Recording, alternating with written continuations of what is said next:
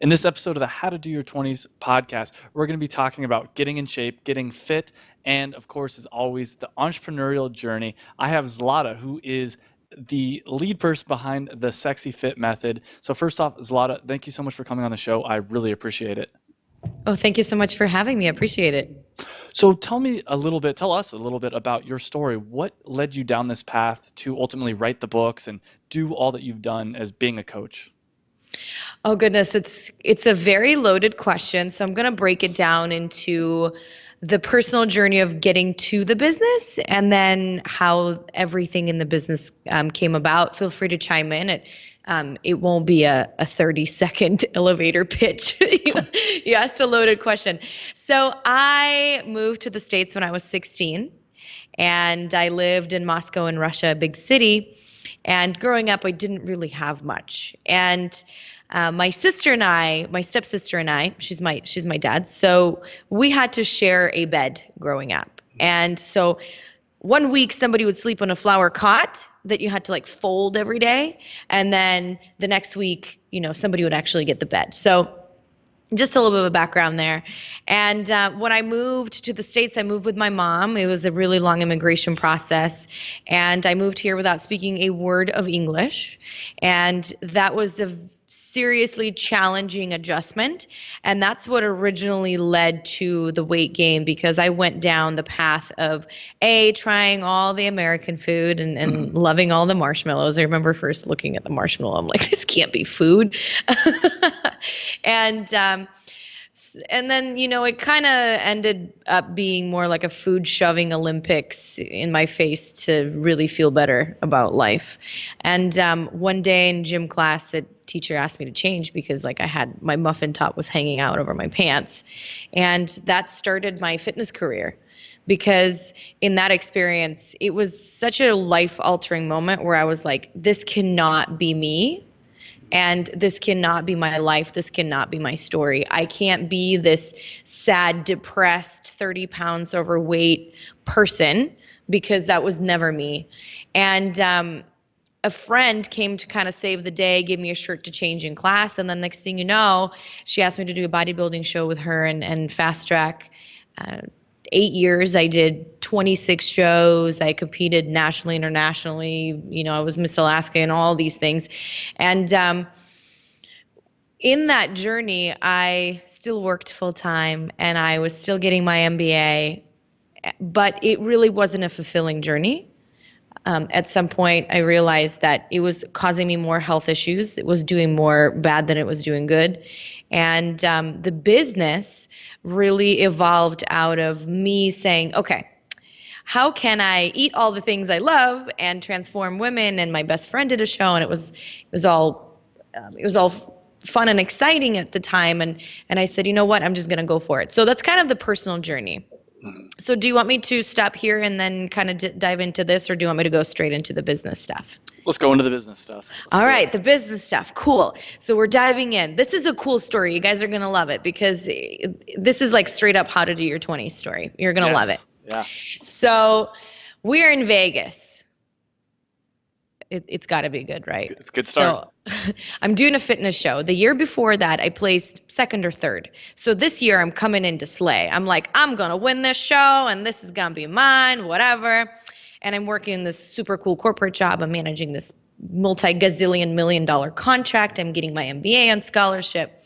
And we're sitting in a club in Vegas after I finished the show, and I must say that it didn't go as well as I had hoped. And by not as well as I had hoped, I placed dead last out of 400 people. Wow. Okay. It was bad. So you can only imagine what I was doing at a club in Vegas. We were getting really drunk. We really were. And then I remember kind of like a sober moment, and I was like, you know what? To be really honest, I really hate my job. Like go there, I sit there for 50 fucking hours a week, excuse my language, and I'm like, and it's not even like using any of my talents. I know I'm creative, I know I can do better, and just because I'm scanning in my, super cool pass and I have a super cool title, it's just not fulfilling. And this MBA that I'm getting, it's also just me, going through books and like bowing down to a finance teacher. Like I don't want to do that anymore. And competing, not my thing. Like I want to move. So everybody, of course, looked at me and kind of laughed at me at the time. You can imagine, right? Like they're just like, okay, let's let I have another glass of champagne. And I'm like, no, you guys don't get it. So, and we right there and then decided that my friend and I are going to move to San Diego. Mhm. And next thing you know, 3 weeks later, I'm in San Diego. And I told everyone I'm going to be a wellness coach, which at the time, like nobody knew what the hell that was. I didn't even know what it was because I had to tell my mom something. And then I spent about a year doing what you do when you quit your job, traveled the world, worked an international job, worked in fashion, yada, yada. And sort of ended up in like bartending job here to there and not really doing anything that fulfilling. So this is what you guys don't see where my mic is false. And what happened was I had gone completely broke. I was 30 grand in debt. And my friend said, weren't you going to be a wellness coach? And I was like, oh, yeah, that thing. I put up a Facebook post, and next thing you know, fast forward 3 years later, we're a multiple six-figure company. My book gets released today, actually. It just went on sale on Amazon. We have close to 500,000 downloads on a podcast. We've transformed hundreds and thousands of women at this point. I don't even know. I can't even wrap my mind around that. So that's like the most condensed version of both journeys. All right, so we're going to dig into that then. So you pretty much said 3 years later. Let's dig into that fast forwarding time. So what was the first step you took towards actually becoming a wellness coach? Well, the very first step was awareness of the fact that I can't be running away from my calling anymore. And it wasn't a gentle nudge by any means. It was something that I had in the back of my brain for so long. And I think there was like a spark of inspiration in Vegas where I said, I'm going to do this. But then I spent a year sort of being scared and kind of pushing it away. I don't know what I'm doing. I'm not a good enough coach. What do I know? And have all these problems. And I don't have any experience. And mind you, like 26 shows later. So I think it was conscious awareness of this is what I want to do and actually deciding that this is what I'm going to do, because there was like no way back after 2 months. Right. And I still was doing side projects, but that was the number one thing. And so those first 3 months, I mean, once you have that in your head, that that's what you're going to do. And I think this is where a lot of people get kind of tripped up is what do you do? I mean, I guess is the first step going and getting a website? Is it starting the Mm. podcast? Like, Sell. okay. Because every single problem in your business gets taken care by sales. Mhm. If you have sales, you have a website. You have sales, if you have funnels. If you have sales, you have designers. If you have sales, you have an opportunity to put out, an expensive ass book. So if you sell, then you'll be fine. A lot of us get stuck in this idea of like, I need to know what my logo is. I'm going to print out these t-shirts and all my friends are going to know about these t-shirts and I'm going to build this website. And I was like, wait, are you in a business of selling a t-shirt? Mhm. Or are you in a business of selling a logo or a website? Like all of that stuff is so absurdly useless. Right. But if you can get your first 10 sales, you're on top of the world. And I'll tell you that you'll get your first 10 sales right away. You know what I mean? If you try, and then that's what you focus on. But if you focus on building a website, that's where you're going to get stuck. So, and let me just be on the rant of the website Yeah. because what are you building a website about? Like, oh, about me. You know what I mean? Like, great, you have an about me page, but what's your product? What's your offer? And you're not going to know that until you make a freaking sale. So how did you make your first 10 sales? Because I think that's intimidating to a lot of people is, oh, that's great. But I mean, I guess, well, actually, I'll just let you answer the question.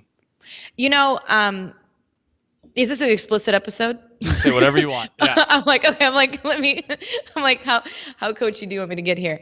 Just don't give a fuck what other people think about you. Just don't care. And the problem is we don't get sales is because we do care about what people think about us. Because reaching out to Travis is hard because he might say no. Reaching out to Zlata might be hard because she might say no. And she might think that I'm just trying to sell her stuff and she's just blah, blah, blah. It doesn't matter what I think about you.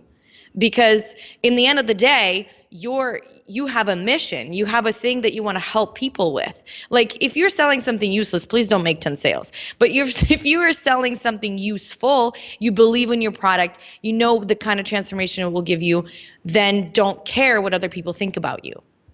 So the first 10 sales that you made, did you target people that were also in the same competition space, or did you message friends that you thought had a little bit more weight than they needed and they could lose a little bit of weight?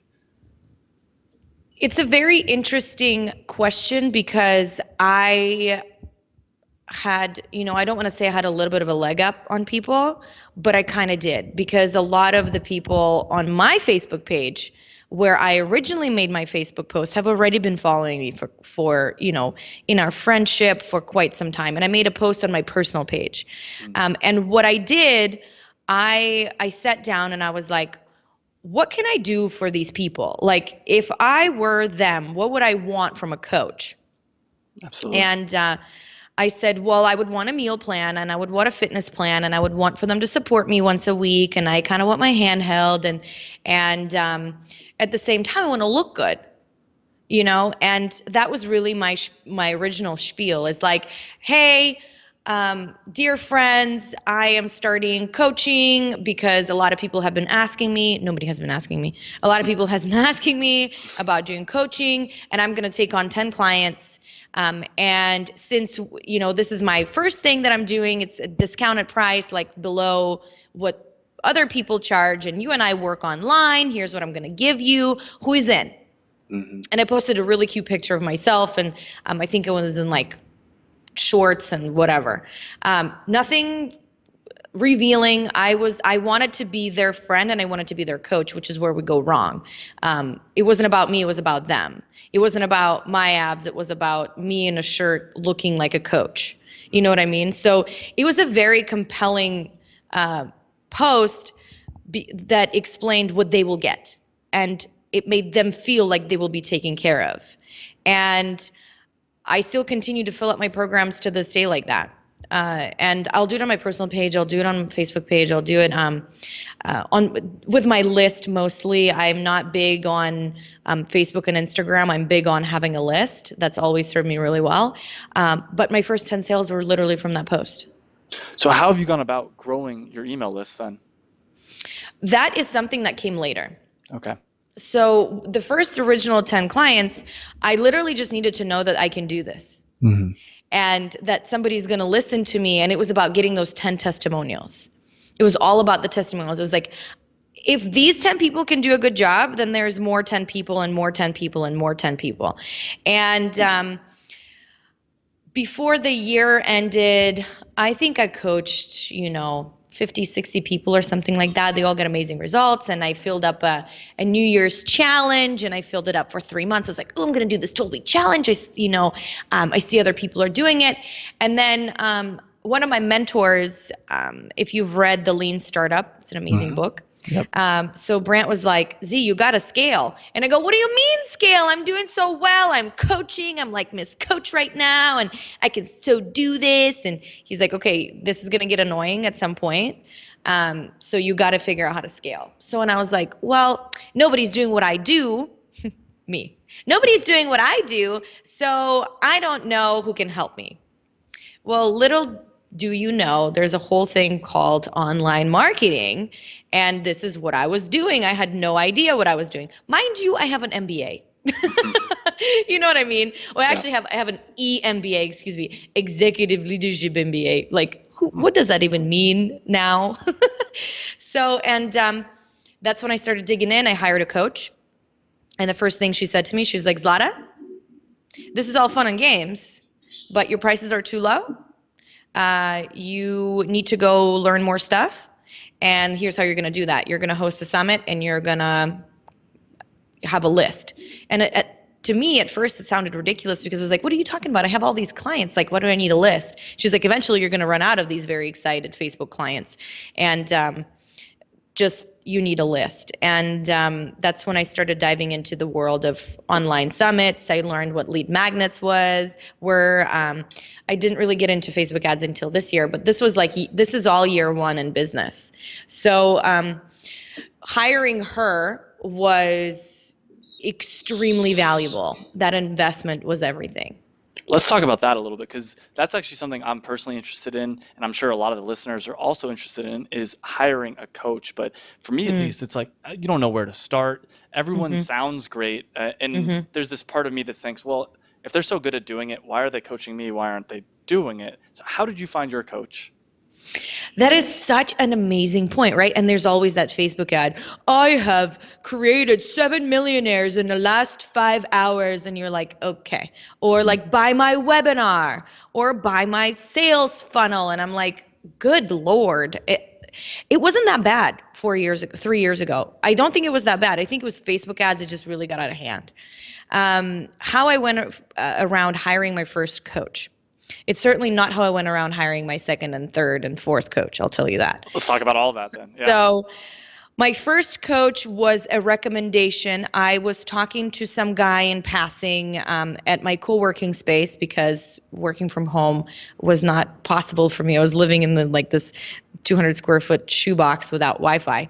I had to funny story. I had to downsize my suite loft to sharing a 200 square foot apartment. Even though like I had all these clients, I still had all this debt to pay and like my car to pay off. So that's the sacrifice I really had to make. And I was reinvesting a lot of the money that I had earned because I had to buy my domain. Sexyfit.com was not cheap. And then I had to, invest in my coach, and I hired her, and she was so expensive I couldn't even wrap my mind around that. I was like, I have to pay you $1,000 for what? And at the time that seemed like so much money. I'm like, good Lord, like I better get $1,000 back. Yeah. And it was a recommendation by someone, and we got on a phone. We were in a quick sales call. I was in the sales call with her assistant. She said we're onboarding a new batch of clients or whatever. And here's what we're going to teach you. And I was like, oh, that's cool. So my interview really wasn't that in depth. So for somebody who's hiring a coach right now, I would say you need to know what step you're in. And what's really helpful to understand that is if you look up Tony Robbins' Business Mastery, there are these levels of your business. Are you an infant? Are you a teenager? Are you an adult? And where you are in that life cycle of a business.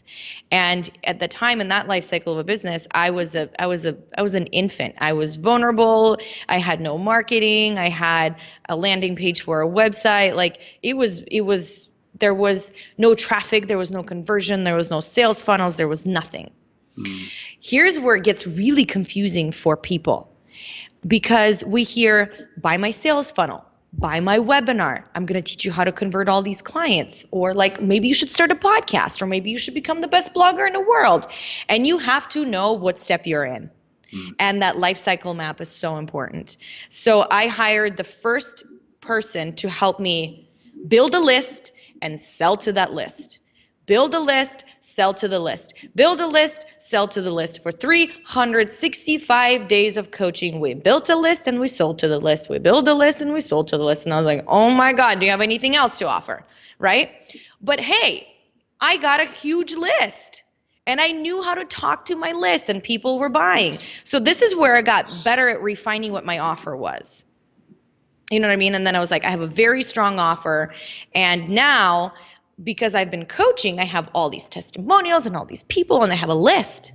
So how about I package it up in a program, and instead of doing one-on-one coaching, I'll start doing group coaching, because I am a coach, right? So what I did was I was like, I can bring up my price and make it a group coaching. So then I hired a coach who can help me create the best group coaching program out there, because I felt called to do that. And that was the next natural progression. Mm. Cool.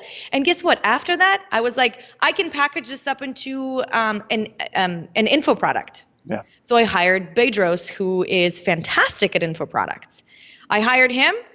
We launched info product, and it did 30 grand in the first week. And then he taught me what the what funnels were. And then I got a coaching course from 6 Degrees that does, not 6 Degrees, 6 Division, that does Infusionsoft training. Now my assistant and two people on my team knew how to do that. So we built sales funnels because we needed them, but because Bedros told me I need them, and then I hired the guy who could teach me how to do those sales funnels. Sweet. Now I want to do a podcast. Who's a good podcaster? Lewis Howes is an amazing podcaster, and John Lee Dumas is an amazing podcaster. So guess what I do? I host a book signing for Lewis Howes because he doesn't do one-on-one coaching. Like, he wouldn't even talk to me. And I'm like, no, you're going to talk to me. You're going to coach me. So, and that's what happened. And with John Lee Dumas, I helped him launch. I got his Podcaster's Paradise. My assistant went through Podcaster's Paradise. We launched the podcast, hung out in the top 12, top 10 for like almost 3-4 months. And then I became friends with John because I helped him launch something else. So that's the journey. It's not about, oh, Lewis teaches webinars, I must do webinars. It's like, what's the next step in my business? Do webinars make sense to me? No. Do webinars make sense to me right now? Not really, not in the step I'm in. What makes sense to me is like, how do I make this book a bestseller? Right. Absolutely. So instead of being pulled in 15,000 different directions, stay in your lane. And like, I'm not a great blogger. We don't have a great blog, but I have a great podcast. So does that make sense? Absolutely. A lot of things I want to tackle, but let's go back to what step one was for you, and that was sounded like creating a list. Did you build? Yeah, how did you go about building your list? Obviously, you talked a little bit about lead magnets, but I'm going to let you say it in your own words. 3 ways. One, I was doing online summits where you invite 20 people to speak in your online event, and then they mail for you to an opt-in page, and then you basically launch their 20 interviews in 20 days. And that's how you build a list. I have done 5 summits, I believe, and that's why we have such a huge list, because it's a huge list builder. People think that they're outdated and boring and old or whatever, but they're still the fastest way to build a list. And I thought so too. I was like, online summits are so old school. Yeah, until I hosted 5 of them. And you learn a new skill every time. That's why I was good at podcasting, because I had already conducted like 50 gazillion different interviews. I wasn't good because I jumped on a mic and was like, yeah, I'm going to do a podcast. Well, I've talked through that material with like 50 different experts on my summits before. Not even 50, way more than that. So that was one. Shanda Sumter was the one who helped me with that model. And I think she has 90-day list build program, something. Second way was I created a really good lead magnet. It was my 25 recipes. And I talked about my 25 recipes on Instagram. I talked about them on Facebook. I gave them to people. I had my friends mail it to their list, so people opted into my list. And so that was number 2. And not until last year, when we had the sales funnels, I started actually spending my money in Facebook ads. Because if you're just spending money to, you can, but in my opinion, you can spend all the money to get people on your list, but then you don't know what to do with them, right? So for every dollar that I invest, I would like to get at least $3 back. So what I did, I started running, I hired a guy to run my Facebook ads to a complete funnel with a lead magnet, a tripwire, and an actual core offer. Because that's what Bedros taught me to do. And that's why my funnels were converting, dollar to, I would spend $1 or $4 and I would get 37 back long term. So that's a great way to build a list, because you're actually making money on that lead magnet. But before you are even, and I know people go, well, that sounds like a way better way to do that, because I can like invest $1 and then I can have this funnel. before you even think about that, you need to build a list first and figure out what's compelling to your list, what they're responding to. Don't just straight jump into a funnel. That will suck you dry of time and energy. So, and I know like a lot of people build a lot of castles in the air, like, oh, I'm going to build this one funnel and it's going to blah blah blah. I'm like, yeah, good luck. So, but remember, like I had multiple six figures to play with last year. That's why I was able to invest in those ads. It wasn't the first day when I launched them. It was like, oh, I spent $1 and I get 37 back. That's like the best ATM machine here. It wasn't. It was 3 months of losing money and getting beat up. Yeah. Absolutely. So let's fast forward to you're launching a book right now, or just launched today, actually, Yeah, I right? did. Hmm. Talk us through how did you go about, and you sound like someone that knows what you're talking about anytime you're doing something. What was your strategy for launching this book? There was no strategy.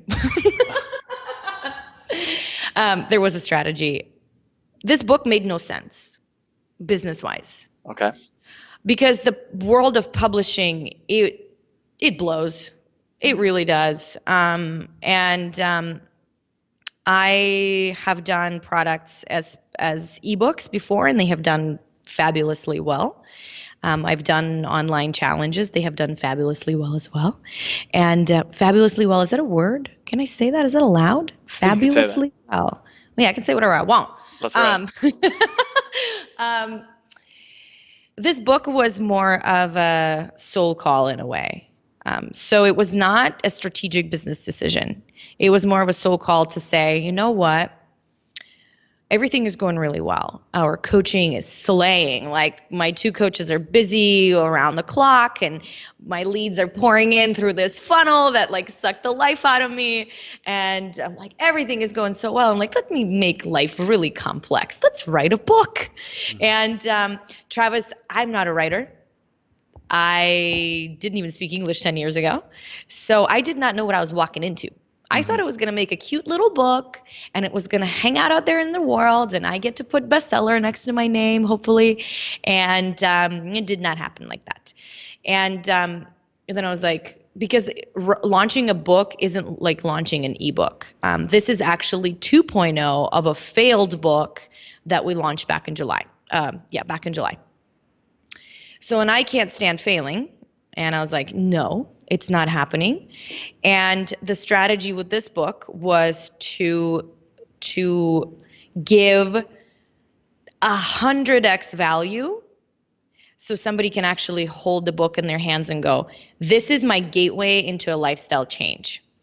And in the process of doing that book, what happened, the strategy there, first, there's a strategy in writing everything, right? And I wrote it with an editor, hired an editor after we failed in July. I was like, nobody reads this book.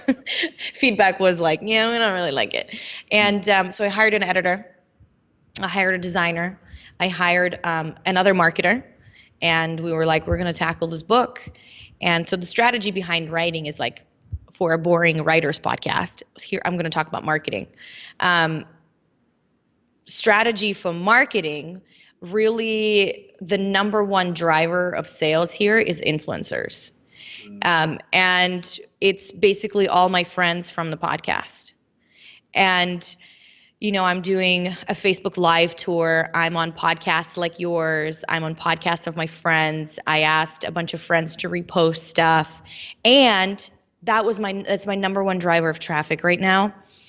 Second thing, and I will tell you which one will do the best in a couple of weeks.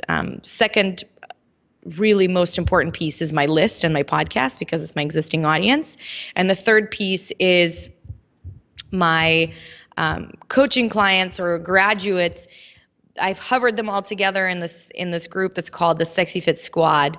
And what they're doing, they're basically leaving reviews, they're posting photos, and they're being absolutely fantastic supporters. And it's like pride and joy to know that they've done such an amazing job and then they're actually helpful and they want to help. So it's like a little army. It's amazing. And with those three, I put my eggs in three baskets, if you would. Of course, there's like social media and Facebook and all that stuff. But what we're doing there, the idea here, the strategy here is to go, Natalie Jill loves my book, and Lewis Howes loves my book, and Shanti loves my book. Check this out. And by the way, I have all these reviews from my squad. Look, they love it. Like Amazon, first day we launched, it's already over 20 reviews there. You know what I mean? Yeah. And look at all these chicks, they love my book. And then when somebody goes to my sales page, when I start running ads in February, they'll go, oh crap, how do I not know about this book? Mm. You know, I didn't spend thousands of dollars on a book demo. I didn't spend thousands of dollars on influencer video makering. I didn't, because I don't know if that's going to work. But I know that my friends are kind. I know that my clients are amazing. And I know that my list will understand. So I'll put my eggs in those 3 baskets. I'll beef up my sales pages. Then I'll start running ads to them. So obviously, if someone wants to know what's in the book, buy it. But in this podcast, can you give us a brief overview of what the Sexy Fit method is? Absolutely. And thanks for asking. Sexy Fit method is a step-by-step guide to help women and men, of course, to experience complete food freedom, love their body, and as a result, reclaim their life so they can live a healthier, happier, and more confident lifestyle. And it beautifully blends into entrepreneurship, because these steps apply to any transformation really, but fitness transformation specifically. So the first step is really about training our mind, and it's overcoming those subconscious obstacles, subconscious fears, stories, and setting smart goals that, and I don't call them smart goals, I call them heart-centered goals, because it's women and we like to feel things. And so that's the very first thing. But that's like business, right? We have to get our mind straight. What are the obstacles? What are the fears? Am I afraid to fail? What am I telling myself about this? Oh, I can't do this. I can't do this. I can't do this. We do this all the time. So, and then how do we set goals, and what is our motivation? Like if your motivation is just to make a bunch of money in business, you're going to fail. Just like if your motivation is just to lose a whole bunch of pounds, you're going to fail. It's about what's deeper and what's under that. So that's the first step. Second piece is a complete food freedom. And I really extract the most important part of nutrition is nourishment and energy. And I know that a lot of us are dealing with stress and anxiety and lacking energy and lacking focus. And in entrepreneurship, the struggle is real. I know what it's like. I can sit in this chair for 14 hours. And I wanted to give everybody a guide that will actually help them have the energy and have the focus, and on your terms, not my terms. Like my rules don't matter. It has to work for you. Then there's a simple fitness, and then there's accountability, which is so huge for all of us. And power of community is the last final step. And that is really the piece that has made us an unstoppable force, because from the very early stages of the business, I really knew that community is critical. Women especially, we're tribal beings. We do things together, and we long for that connection. And it's honestly the same in entrepreneurship. It's not always fun to be by yourself in your seat and going, well, I'm just a failure. And then you start talking to other people. You're like, I'm actually pretty cool. So those are the 5 steps. And because I wanted to 10x the value, I added a 21-day transformation plan to the end, which is basically like something that used to cost my clients $97. I put it in this book because I just want it to be valuable. And I also put 40 recipes in there, and it's just, the book is awesome. What are some examples of, I mean, we don't have to go into super detail, but some of the examples of your favorite recipes from the 40 recipes? Oh my gosh, there's this one that's called Schmorburger. Okay. See, you probably noticed, and the audience probably noticed, I like to have fun. I like to have a really good time. And business sucked for the first year when I was like, oh, I have to be Miss Serious. I have to be very coachy because I am now trying to be the best coach in the world. And the more I was doing that, the more I was dying a little bit. So with all these recipes, I named them in a fun way. So the Schrumen Burger is basically a portobello mushroom burger that's just doesn't have the buns, but it's still delicious. And Look at Me is an open face burger. For some reason, I'm in a burger mood today. Look at Me is the name of the other burger that's open face. It doesn't have the bun. It just has the lettuce. So I love those two, but mainly they're an example of just having fun. And after you've done the bulk of the work, let's say I've put together these recipes, like they're like 3 days of full production. You don't even know the people you need to shoot recipes. A food stylist? Did you know it's a thing? Like, I've heard of it, but I've never had to deal with one, luckily. dude, I was like, what is going on here? Why does this person charge $2,000? I was like, I'm in the wrong profession. You get to dress up food with ketchup. They've done a fabulous job, though. It's like after the initial bulk of the work was done, we shot the recipes. It was long and it was exhausting. It's like chef and photographer and stylist and assistant, and then we got them in design, right? We got them in the book. And then you would think that you could just name something a portobello mushroom burger, right? You could. But I was like, no. What is going to make this the best? And I was like, okay, I'll sit there and I'll think of something that will make this unique in its own way and that will make somebody go, I'm eating a burger with no buns. And who would voluntarily do that? But it's called shroom burger, so I will give it a try because that's kind of funny. You know what I mean? And it's like, Yeah. we don't go an extra mile when we don't love what we do. And if you are having that difficulty in your business where you're like, oh, I don't want to build this, and I don't want to do this, and this, like, you're obviously not loving what you do. And if it doesn't light you up and doesn't make you want to sit in the chair for 14 hours, then you're in a wrong line of business and it's going to suck a really long time. The reason that this book is really lighting me up is because I love it. And I think we've created a fantastic product. And guess what? We are not running a mastermind that made us $250,000 last year in January. Like, we usually launch in January, and we fill up this mastermind and goes for a couple of months, and it's really fantastic program. It's all set on autopilot. All the materials are ready. Everything is ready to go, but I'm not doing it because I want to give all my attention to this book. It's a huge leap of faith. I don't know if it will happen, but I am not fired up about the mastermind right now. I'm not. Yeah. So, and if I can't love it and 100% be in it, then I have to take a risk and not, and then, I chose it. It wasn't like something that I did because somebody told me to. It's because I chose to really pay all the attention to this book right now. Does that make sense? Absolutely. You asked me about a recipe. I give you a spiel. That's perfect. No, that's great.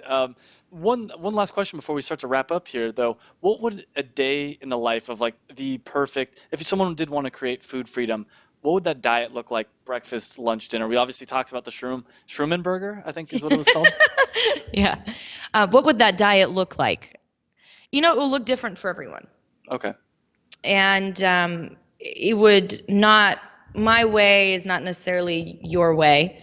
And my way is not Jill's way or Carrie's way. Here's what my perfect day looks like. Because for us entrepreneurs, let me make this useful. Because for us entrepreneurs, we need energy. We need energy and we need focus, and we cannot afford to crash. And the first thing that I would do in the morning is I would have 1 cup of coffee that you're going to enjoy. And then you need some protein and a carbohydrate. Here's the reason. Your protein is going to keep you full for long, so you're not having desktop munchies is what I call that. When you're just sitting there and you're shoving food in your mouth in front of your computer, been there, done that.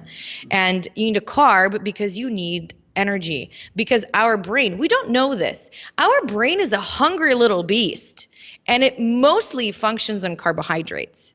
And it needs glucose in order to stay alert. But the thing is, we can't get that from chips and, the fast munchy way. The best way to really do that is like, some whole wheat toast, or if you want to do an oatmeal, great. If you want to do something, if you want to do pancakes, go for it.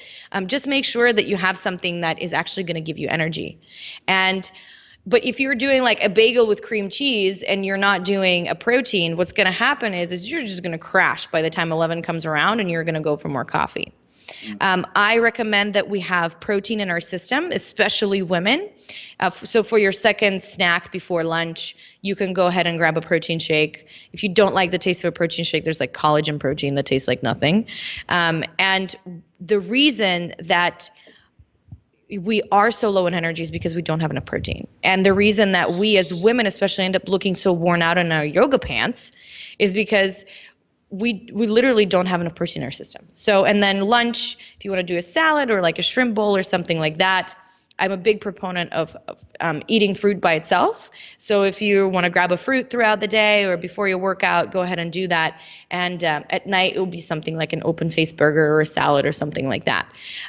Where it starts to get interesting for entrepreneurs is when we work all day without eating. You're like, yeah, been there. And it's because we are passionate about what we do. And I can't say that that never happens to me. And this is where we have to respect our body and know that this is the foundation of our success. And if you feed me in the morning and you feed me at night, and then in the afternoon you give me 2 protein shakes and an apple, I'll be pretty darn good. But if I just pound coffee all day, every day, it's not going to give me the long-term focus and shift and energy I need. Sure, I'll be able to run like that for like a week in launch, but you're not always in launch mode. And for us entrepreneurs, we deal with anxiety, decision making, like just so many different moving parts throughout the day. Respect your body. It's literally the only one you have. And know that your energy levels, your focus levels are all dependent on your diet. And then movement. That if I know all of you are walking like 2,000 steps a day because you're all sitting in front of a laptop. So get your steps up, 7 to 10,000 steps. If you choose to do some strength training, fantastic. If you don't, fine, just move, because we are not designed to sit. And yeah, that's my little rant there. Perfect. So this last question, I think we've already touched on a lot of potential answers to this, but this is, Totally. if you had to give advice to all the 20-somethings out there, some life advice, something you wish you would have known earlier on in life, what would that advice be and why? Oh, this can be a whole separate episode. Can we do a whole separate episode on this? I'm just kidding. It's 2, maybe 3. First one is jump. Okay. And Steve Harvey actually has a really cool YouTube video on jumping. And the reason I say that is because my mom said this to me, and really, this was fantastic to hear from her. She said, you are always going to have an opportunity to be a mid-level manager. You're always going to have the opportunity to work for a corporate company and climb the corporate ladder. And you're always going to have the opportunity to go get your MBA. And I'm not against education by any means. I think it's fantastic. I have an MBA. Why, I don't know. But really, you always have time for that. It's a lot harder to jump in your 30s. It's a lot harder to jump in your 40s, and it's certainly a whole lot harder to jump in your 50s. And the reason I say that is because we accumulate more stuff.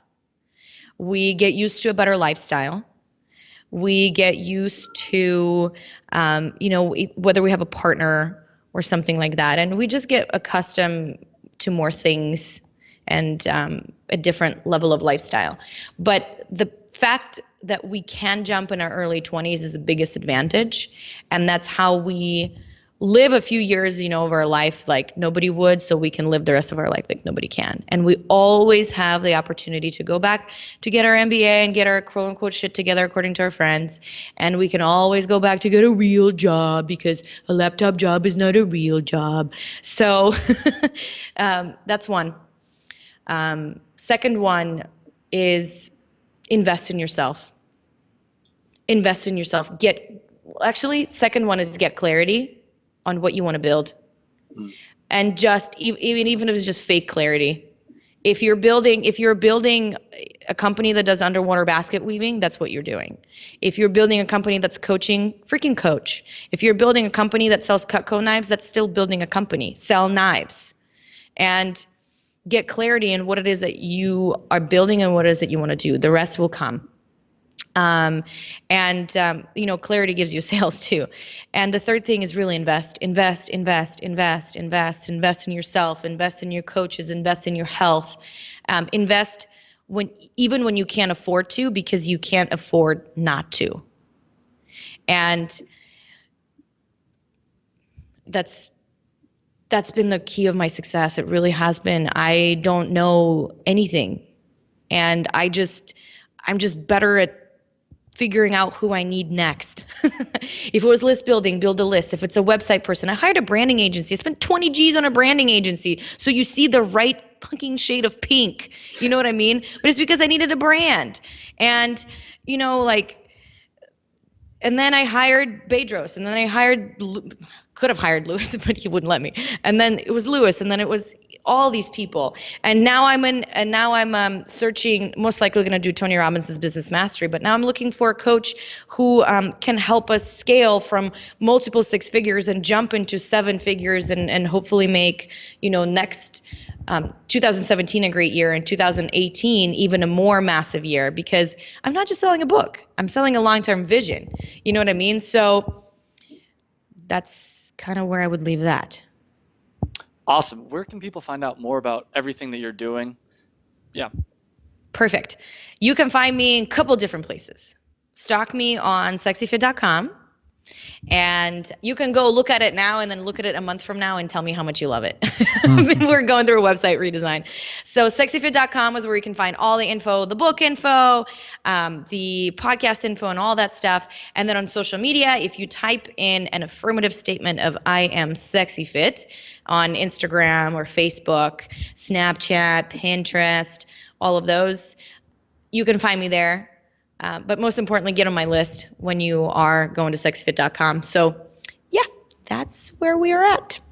Perfect. Zlata, thank you so much for coming on the show. I really appreciate it. Thank you so much for having me, and thanks for letting me chat with your people. Hey guys, I hope you enjoyed that video. And if you did, make sure you hit the big red subscribe button down below. You can also check me out on Facebook and on Twitter. And I release a new video every Monday. And by hitting that subscribe button, you'll get those new videos every Monday. And this is really a podcast. It's also a website. You can check out the website. It's howtodoyour20s.com. I'll put a link right over here as well. And what it's all about is trying to improve your life. And we specifically focus on things that people in their 20s are interested in. So make sure you like the video if you liked it. Subscribe. Like us on Facebook and Twitter, whatever.